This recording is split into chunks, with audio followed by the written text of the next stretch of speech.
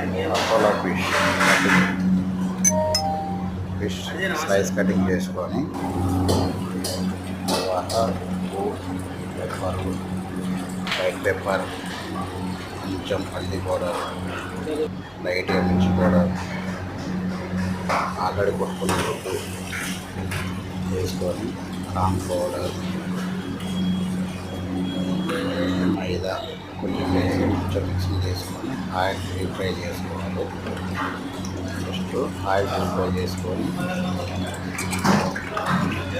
80% boil చేయాలి.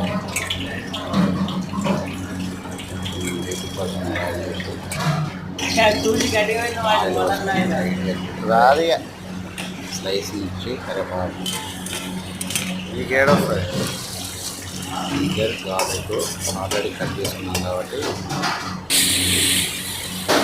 తర్వాత కొంచెం పెరుగు ఒక నిమ్మకాయ పెట్టుకొని అంటే ఫిష్లో మంచిగా పులుపు కలిగితే బాగుంటుంది.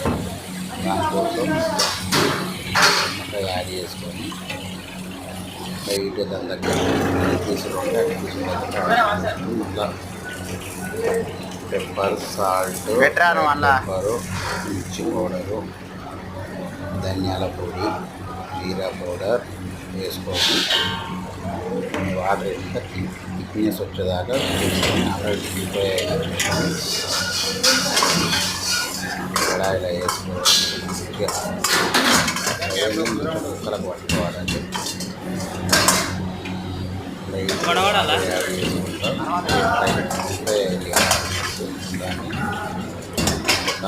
ఫ్రై కొట్టాలి. ఫిష్ రెడీ అయిపోయింది. అప్పుడు ఫిష్